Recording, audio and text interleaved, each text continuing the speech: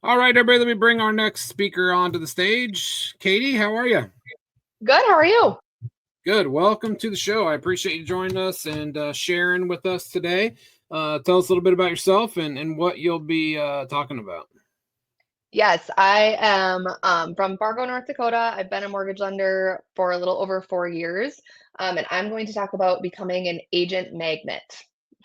Awesome. Everybody wants to become an agent magnet. So, do you have slides you're going to share? Yes, yep, Okay, awesome. If you want to go ahead and present those, then I'll bring them up and then I will get out of your way. perfect. Can we see it? There we go. Okay, perfect. Well, yes, thank you for having me. I am going to talk about how I have really started to attract a lot of agents to me as opposed to us calling agents. We've all been at the beginning of our career calling random agents, working with anyone who would work with us, following up 25 times. Maybe they send you a lead, maybe they don't. Maybe they send you one crap lead and that was kind of your one shot and now they never try you again. So I'm going to talk about how I've been able to implement a few things to make that happen less and less and really zero in on agents that are for me, I'm for them, and we work together super well. So first things first, whenever I'm hearing someone talk, I really like context as to where they're at, what their production looks like, whether it's the same as mine or different than mine. I feel like I can take a lot out of it if I have just had my eyes open to it, whether it's the same for me or not. So I'm in Fargo, North Dakota. We have about a population of about 185 between Fargo, Moorhead, and our surrounding small towns. Um, Not a metropolitan area by any means, but a lot bigger than a lot of places randomly in the country seem to think. So we are, yeah, kind of in that big, small city, big town situation. And my biggest competitors are local banks. I don't work for a local bank, but we are very local bank heavy. So that is who is doing the majority of the loans in our market. And my average loan size is 271,000. So we are not doing these big, massive loans. We are going for units over volume. And that has also forced me to really zero in on how we can get as many referral partners on our side as possible. I am not some big 50 million, $100 million producer here to tell you how I completely transformed my life and now I have financial freedom and this is great. I am just someone who has had a small amount of success in a relatively short amount of time, and I've found a way to multiply that fairly quickly. So I started my career in 2021 shadowing a bigger lender, and I only closed two of my own deals in 2021 and they were my two friends. So thank you, Siri and Seth, for buying at the end of 2021. That was the only thing that I did. In 2022, I was a full-time loan officer assistant, and I closed 6 deals. Up until about 2 months ago, I would not have even admitted that. I was embarrassed about 2022, and I wouldn't have come forth with that. But shifting my mindset to the gain and seeing how far we've come since then, has really changed my perspective on that. And now I'll tell you, yeah, I only closed 6 loans in 2022. And that was with three different realtors that referred me. The next year, we did 25 deals with 11 different realtors. And then last year, we closed 72 deals with 36 different realtors. I say we, but I did not have a loan officer assistant until the last 6 months. So 2025 year to date, we are between our closed and pending, we have 31 deals from 19 different realtors. And we have received referrals from 48 agents year to date. Last week, I got a call from an agent who leads a team of 10 other agents. And I have not closed a deal with this team leader. And I also have never closed a deal with any of those 10 agents. So he has never heard anything about me from his team.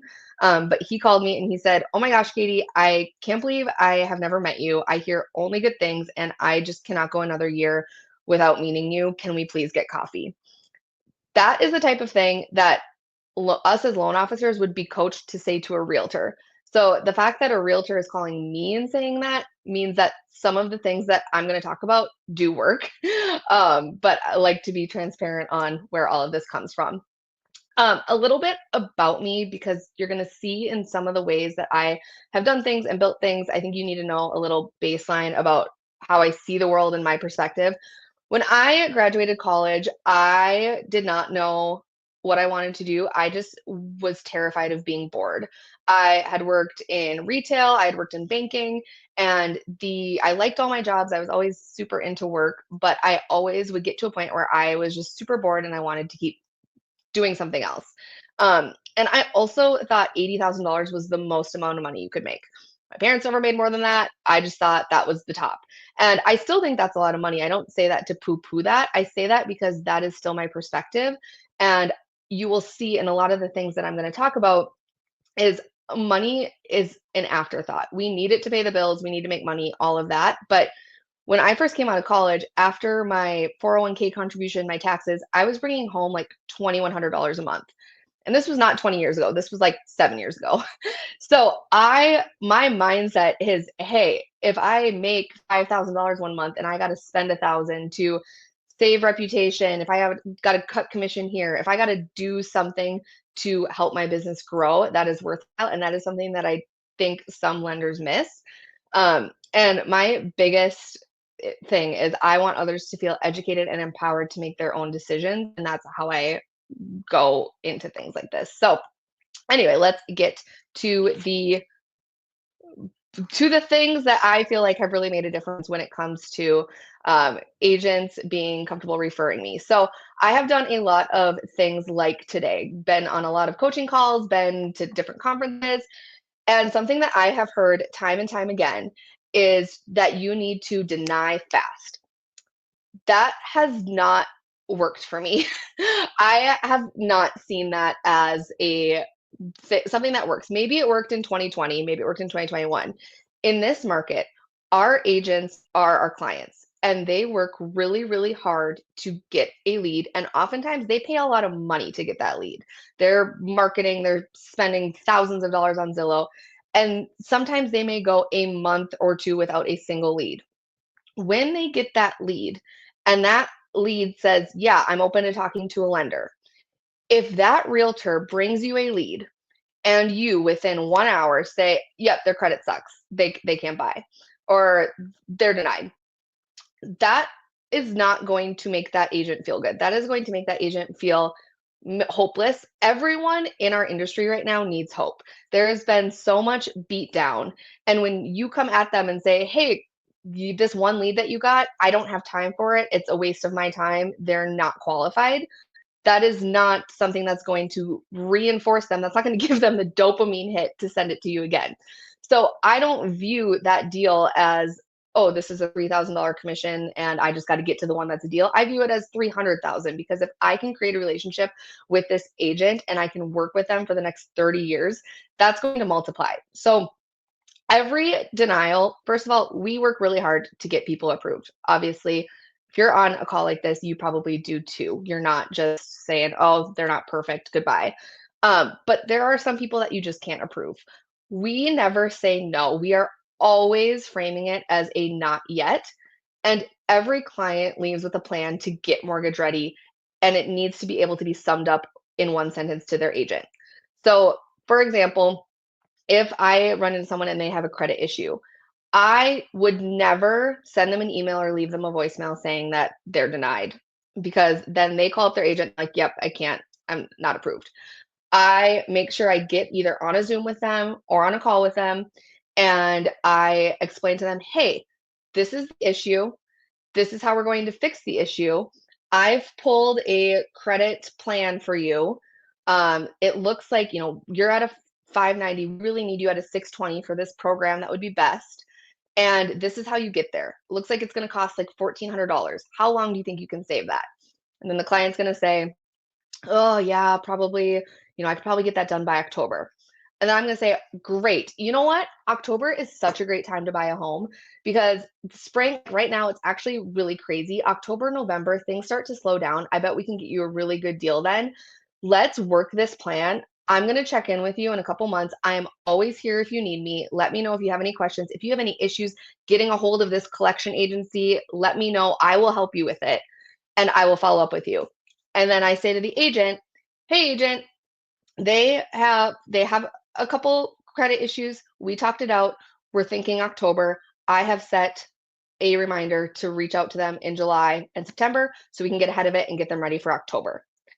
We as lenders know, I see this with like job hopping a lot. A lot of times it's okay, they've had too many jobs, there's been a gap, and we say, okay, yeah, they are going to be eligible March 6th, 2026. But we go negative because we see so many people that don't help themselves that we say, oh yeah, their employment's a mess, they can't hold a job. Or they just, yep, they're not ready. Instead of saying, when would they be ready? I will say, if nothing else changes, if you hold this job, we will get you in a home in March of next year. And we all know how fast a year goes by. And just keeping that hope alive with people, it does take more time up front. I am 100% aware of that. And maybe at a different point in my career, I will feel differently.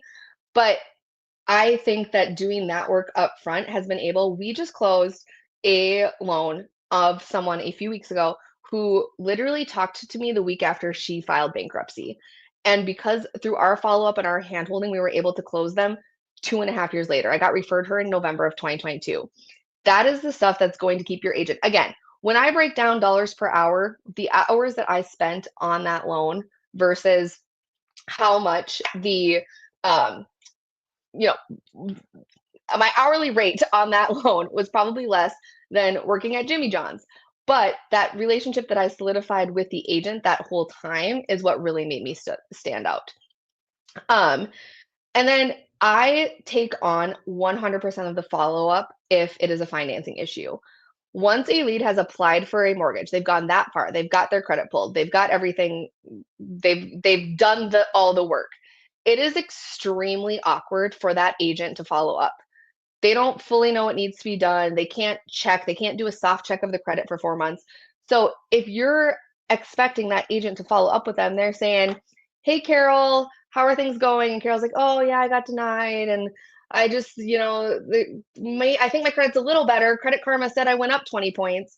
Well, now Carol's calling me on a super busy day and she's like, hey, or the agent's calling me and said, hey, I talked to Carol and she said that her credit might be better, instead of me having her on a plan, calling her on my timeline, knowing what's going on is going to be so much more smooth. Obviously, any good agent is going to keep them in the back of their mind. And I'm not telling my agents, hey, don't follow up. I just say that all my agents know that I got them. One of my best agents always tells me, you bring me leads that I forgot their name. Like I gave them to you 18 months ago. And then one day you call me up and say, hey, she's approved. Her budget's 275. And by the way, her lease is up in June. A lot of agents, most agents are not organized. They're not remembering that. So if you can be that value to them to be like, hey, every single lead that you send me is going to close someday if come hell or high water, because I am never going to give up on them. That is a huge value add. Make their repair as easy as possible. Instead of saying, yep, you should open a credit card, I will set them up with a banker that I trust to set them up with a credit card. I say, hey, would you be okay if I shared your information with Brady over at US Bank? He's super great. And I think he could help you get a secured card and whatever. That goes so much further than you sending them blindly to do something else. Same with credit repair. We give them, this is the quickest way and the cheapest way to fix your credit. How do you feel that way? Or how can we help you with this? As much as we can, like, hands-on. Again, a lot of people, if they have collections, settling with a collection agency is terrible. If we can be the strong force that helps them get there, that is going to go a long way. And then lastly, send elsewhere if you can. So I worked at a company last year that for a small time, they did not have an amazing down payment assistance program that some people in North Dakota really needed. I probably sent 10 loans out the door because I knew that those people would be better off in that program. I did not get a referral fee. I did not make any money off of it. I just said, hey, here's the deal. North Dakota Housing has this great program. I actually can't offer it here. Do you mind if I introduce you to Pam over here? She will take great care of you. And with your permission, I will actually send over your application info to her so you don't even have to apply again. This goes so far, A, with the clients because you just become a real person who wants to help them. But B, rather than shoving them into something like, oh, I have the conventional option of this, so I'm going to say, yeah, you're approved for 190, even though in the back of my head, I know they could go up to 260 if they just went with this FHA program that I don't have. You're creating that trust with the agent, and the agent is more likely to refer you as opposed to giving a list of 3 names. Because then they will say to their clients, hey, start with Katie. I trust Katie. Katie will literally tell you if she's not the one for you. She will send you elsewhere. You become the first point of contact as opposed to a name on the list because people trust that you're not just in it for yourself. Um, okay. Other thing is really knowing your competition. So I have fee structures, programs, everything for as many local banks as I can memorized. If someone sends me a loan estimate, I save it. So I know, okay, this bank always quotes with a 2% origination fee. This bank has a 695 processing fee and my processing fee is only 495. Now, I don't ever lead and sell with this. You don't want this information. You don't want to be going out with an agent and you say, oh, hey, agent, like, what banker do you use? And you say, oh, US Bank. Oh, well, did you know that they're charging your client $1,600 in fees and my lender fees are only $500? That's not what you do. That's not a cute look. But it's easy to diffuse the random questions that we sometimes get with clients when you have that information in the back of your head. I had a client a couple weeks ago, 2 weeks before closing, he called me. He was like, okay, so my rate's this, right? And my rate, yeah. I was like, yep. He's like, okay, well, I called ABC Bank and they were telling me that I could probably get a 6.375. And I said, "Oh, yeah, Ethan, that bank actually they quote all of their loans with 2 points. Do you remember when we looked at the fee sheet and we looked about if you wanted to pay that extra money to get that lower rate? And we did that break even analysis and it didn't really make sense." And he's like, "Oh, yeah, I do remember that. Yeah, that's what they're quoting with. That's just their default over there." And I'm not using it as a sales strategy. I genuinely know that. So even if he goes and gets that loan estimate, part of me hopes he does because that's only going to edify me more when he gets the loan estimate and says, oh, he knows to look for it because I've put it in his head.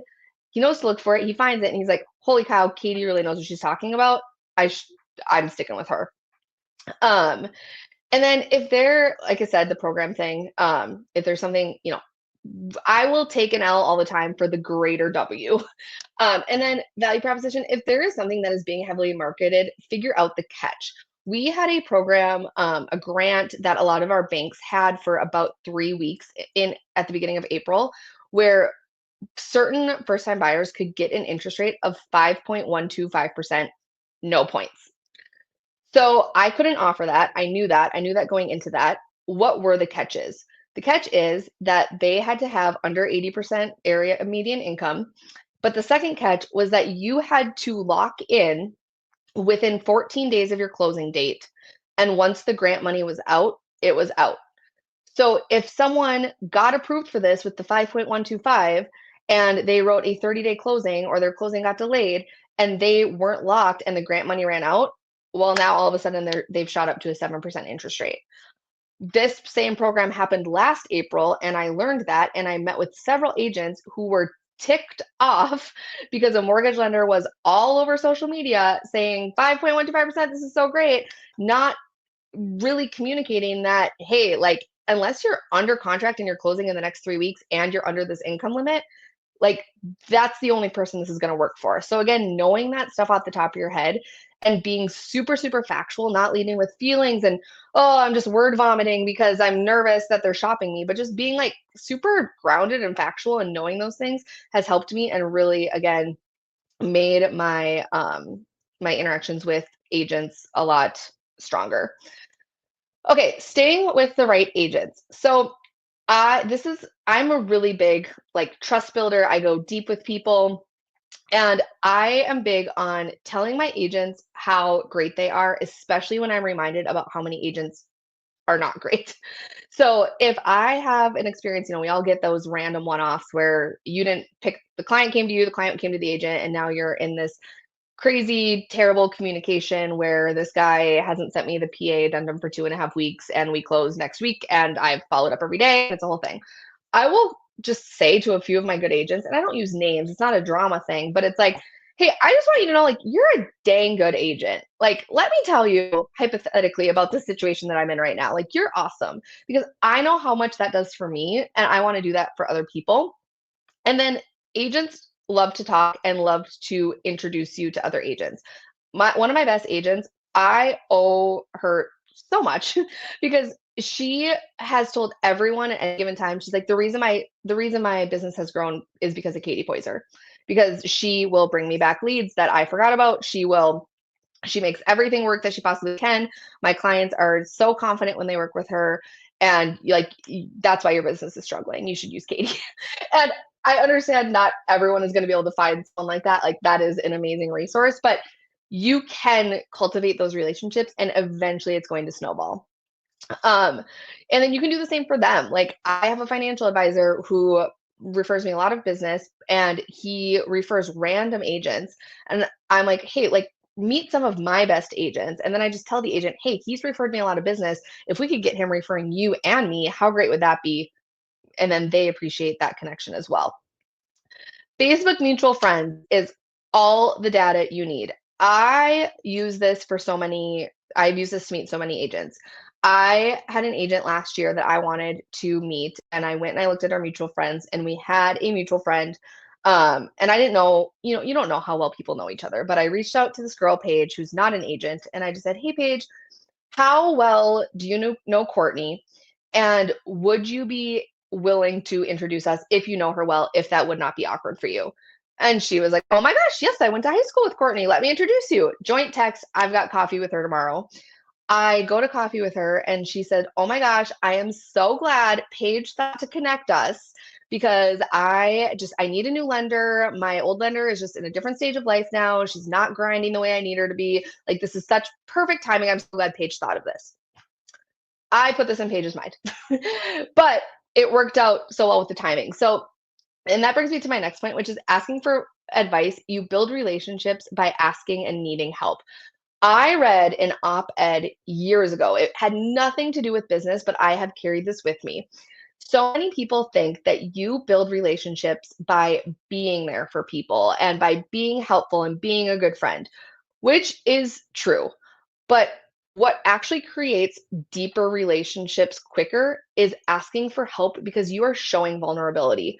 Most people want to help you. Most people want to make that introduction for you because if they're just a good person, I mean, it's human nature to want to be nice, to want to be helpful. But also, it is kind of an honor to be asked for help. It is like, oh my gosh, I didn't realize we were close like that. Or like if someone, oh, like if Polly calls me and says, hey, could you give me a ride to the airport tomorrow? I'm really sorry to ask, but like my husband's gone and the kids and whatever. I'm like, oh my gosh, yes, absolutely. I would feel honored and like, oh wow, she really sees me as a friend that she feels like she can ask me. So just go first and ask people for advice. I will ask people I had one the other day, I had to make an uncomfortable call to a listing agent. We were going to have to delay a closing because of an appraisal. And I had never met this listing agent. I went to mutual friends. I found one of my top agents that was friends with him. And I said, hey, what's your relationship with Matt? Like, I have to have an uncomfortable conversation with him. What do I need to know about him? Like, what do I need to know about his personality for me to make this conversation go smoother? And that worked. So also connecting with listing agents. And then like Allison said, like reviewing your numbers consistently. I have found that if I go out to coffee with someone, it is like 90% of those people will send me a lead within 30 days. So I really make it a point now to do as many one-on-ones as possible. Whereas, social media, networking events sound great for me because there's 30 people, but it's really rare that I leave there like getting a lead from it. So just really knowing where your strong points are. Um, okay. And then I think that your greatest job is to convert your clients. So if a client is hesitant on moving, I think it is almost always due to financing. Once in a while, you may have a random situation where a client is like, oh, I just don't really know if I want to relocate. But it's almost always a lack of understanding, a confusion around the process, or lack of confidence in affordability. So I don't think it has ever been more important who our agents are referring to. And I have shared that with them. So I try to do an in person or a Zoom meeting with every single person. And I heard this stat years ago, and I just think it is so powerful. Only 27% of Americans work with a financial advisor, and only 13% of them are taking part in advanced planning. So that means that of that 27%, 14% or half of those people are only like giving money to put in investments. They're not talking about their entire financial picture. Not to mention, a financial advisor doesn't even ever see someone's credit report. You can walk into your financial advisor's office and say you're debt free and you're not. You are the closest thing these clients are going to get to financial advice. So you need to take that seriously and not just send an email saying you're denied, good luck. Um, and then furthermore, with that, talking about understanding their wants and needs and making them feel comfortable. Not everyone views life as a math problem. Your engineers absolutely do. Your math teachers, your finance professionals, we do. We do the whole, well, you don't want to do a 15-year fix because you could make more money in the market and blah, blah, blah, blah, blah, blah, blah. Teachers, retail managers, like not everyone is thinking that way. And I see so many lenders have a hard time leveling with clients.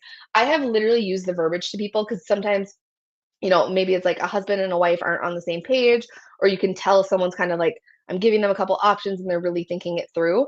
I will tell them, hey, this is the math problem. If you want to do the best math problem, it's actually to buy a house in cash. That's like the joke. And then the second one is this. And then I say, but you got to sleep at night. Some people, they need their mortgage to be under $1,800 or under $3,000 to sleep at night. And even though we're going to pay points to get there and the break even doesn't really make a mathematical sense, that's what they need to do. So balancing those two things of like, you need to advise, you need to lead, but also like getting in that psychology and making them feel comfortable.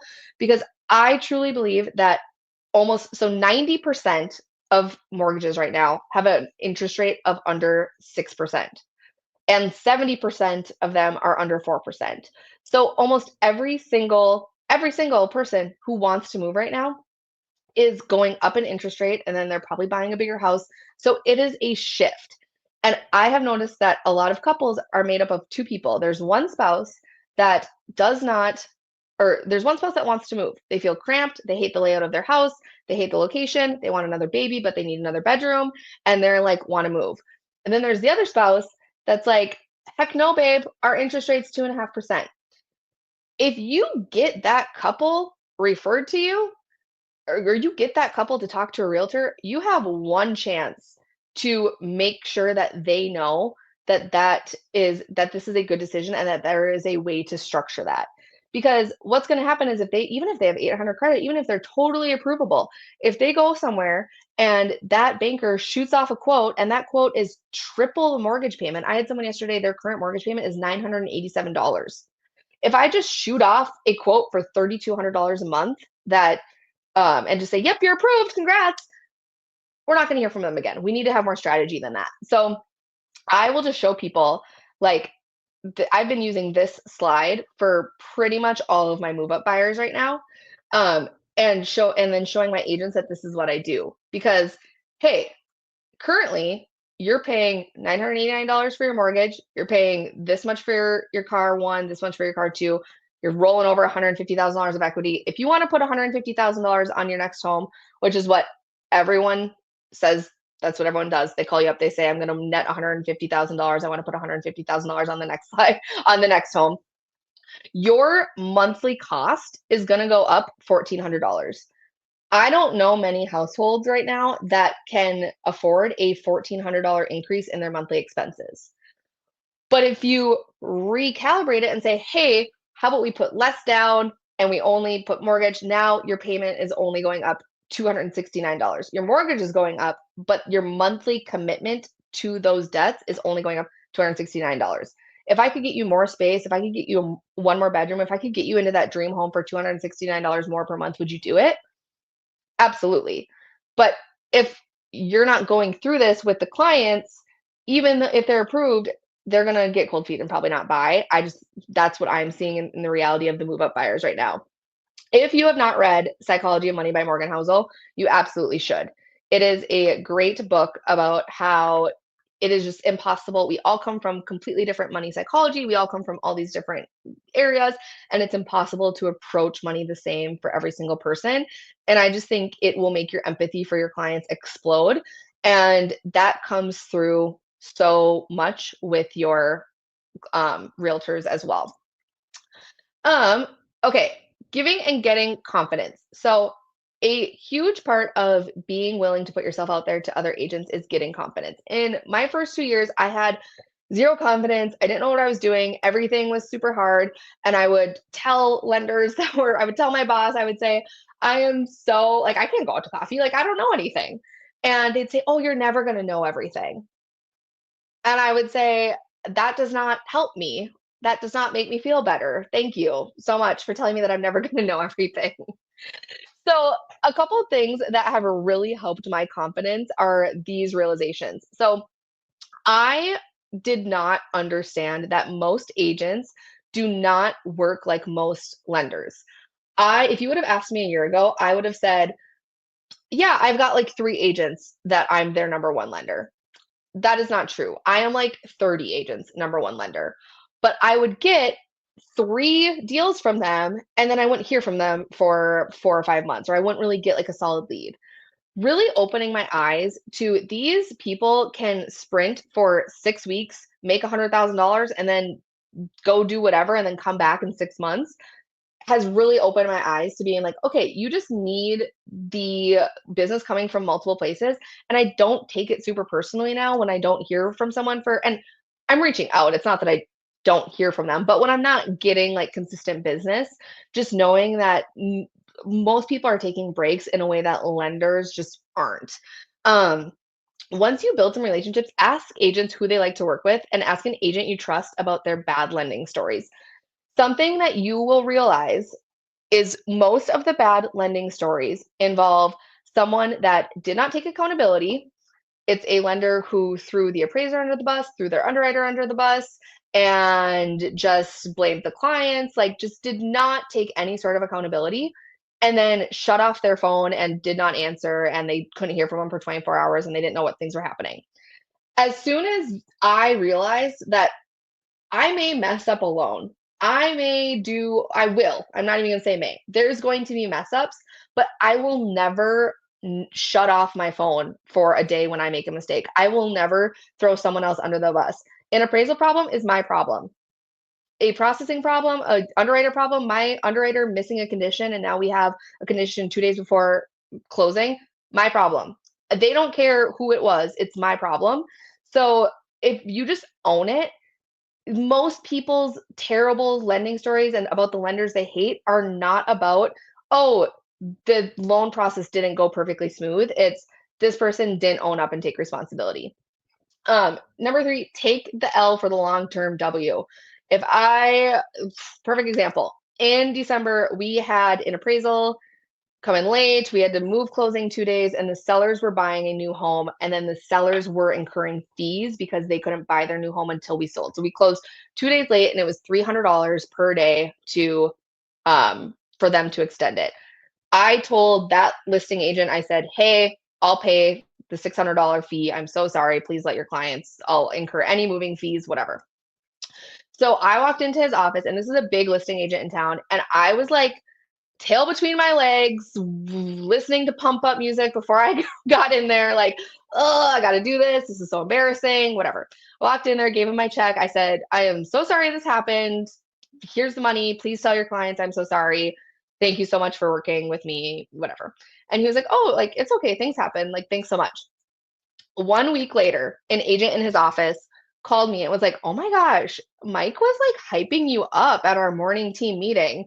And I said, what? Why? She said, oh, he just said that you had a little bit of a tough deal, but like you showed up and you were like a great lender. So something that, again, Allison Larson, my boss, has really instilled in me. I think she told me probably that morning when I was crying about this scenario, is it can be really hard to impress people when things go well. But when things go south is when you can really show the difference. I don't want things to go south. I want to be on a hot streak and never miss a closing and everything always goes swimmingly.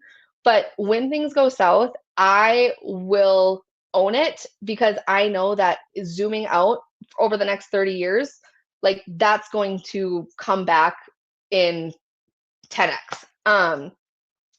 And then you're not perfect, but being someone who cares goes a long way. Same thing. That's exactly what I just said. So I think I'm like right on time, which is perfect. So I did just ask a couple of my agents last night. I was like, I gotta speak at this thing tomorrow. Like, I just want to make sure I've got some good self-awareness going. Like, why do you use me? Like, can you just text me back and tell me why you use me?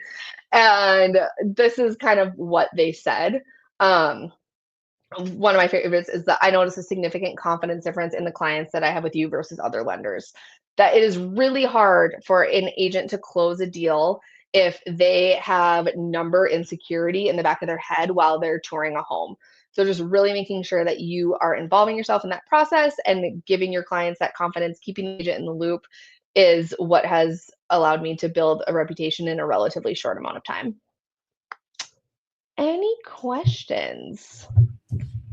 Awesome. I appreciate it. Anybody have any questions for Katie?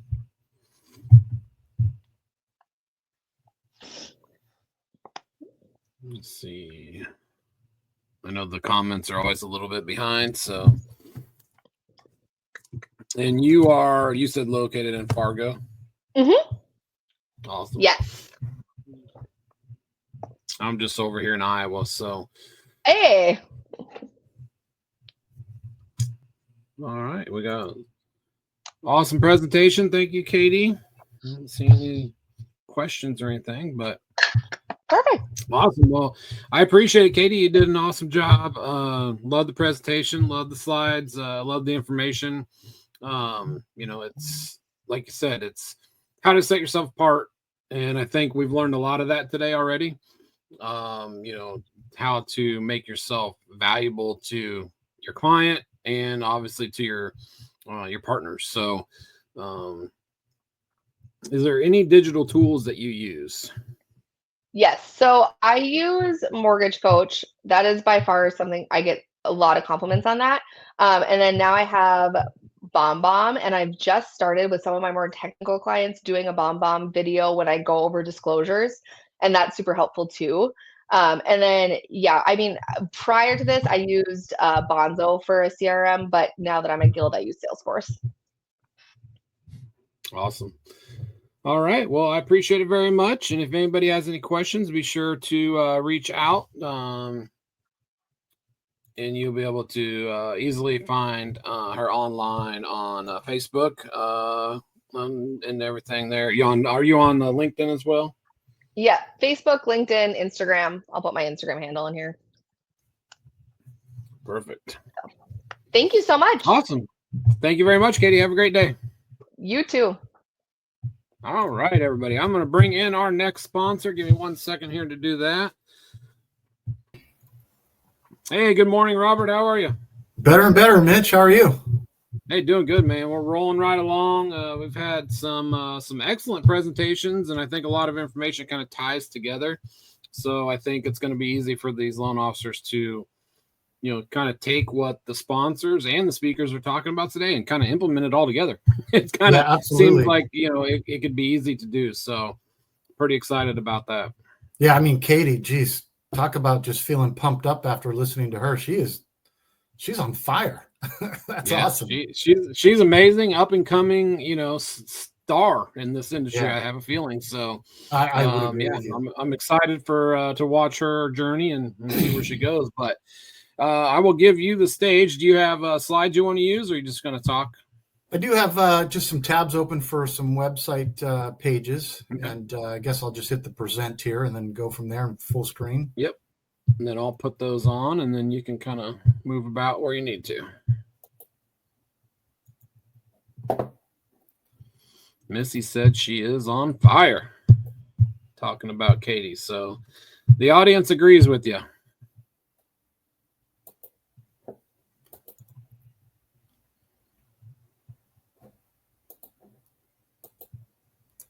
Well, I don't know what's going on, but oh, there we go. There it is. Excellent. Perfect. There you go. And then switching to the other ones, just do the same thing, I take it. Yep. Excellent.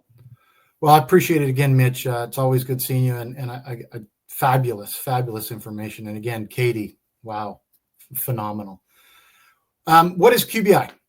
QBI, Qualified Buyer Index, is a buyer readiness assessment tool that we as loan officers can give to our referral network, i.e., most of the time it's our real estate agents.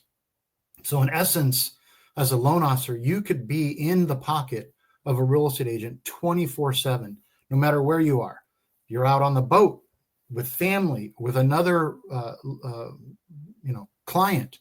That real estate agent has access to do what we call a pre-qualification on any consumer they meet within 1 or 2 minutes, and all of that contact information from that consumer is sent to you. Now, when you set up with QBI, you do get a co-branded page with your real estate agent and yourself in there. So this is the page right here that the consumer would see. For example, if I'm a real estate agent, I'm at an open house, I have good vibes going with the individual. I say, look, scan this QR code. My loan officer, John Smith, has a phenomenal tool through Qualified Buyer Index where we can assess your readiness within 1 or 2 minutes. That individual will enter in their email address and they'll answer 5 more questions, and that's it. And you as a loan officer, wherever you are, will get that email that says, oh, James Smith has referred so-and-so to me.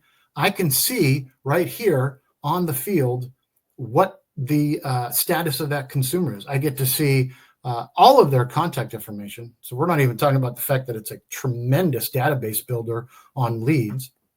You get to assess very, very quickly and prioritize where this consumer fits in to the, do I call them right back this second? Do I give them 4 or 5 minutes to assess? They're not quite ready. I can see that they're going to need some credit repair stuff. So you have the ability to have QBI help you, manage your time.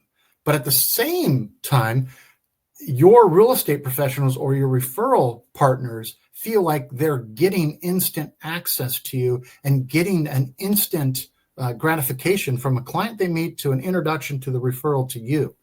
It's pretty simple. We, the last time we presented, some of the feedback we got from the loan officers, some that are still on here, talked about making it as simple as possible for me. I don't need another complicated tool. I do not need to be spending days and days trying to figure out how this tool works. And we listened and we did that. Within, seconds, you can figure out how to set up your landing page. It's easy. This is the information you input, your photo, your company logo, and it generates a QR code for you. The nice thing about it is you have, as a loan officer, your own landing page. You'll notice there's no real estate agent here. This is for the clients that you go directly to. Now, with your shared co-branded landing page, you'll have your real estate agent and your picture. So again, this is the page the consumer sees once they scan the QR code. It's pretty easy. There's no tricks. There's no long-term management of this. The branded landing pages demonstrates that there is a team that they're working with as a consumer. When we go into an open house as a consumer, we don't know what to ask. We're just trying to look. We don't even know where to start. Well, the greatest place to start is figure out where your buyer readiness assessment is. Are you ready? One of the loan officers previously talked about down payment assistance and the fact that everybody wanted free money. But by the time they got everybody who wanted the free money and down to actually who could qualify, it was quite different. And they were spending a lot of money marketing for down payment assistance. He said, this is phenomenal.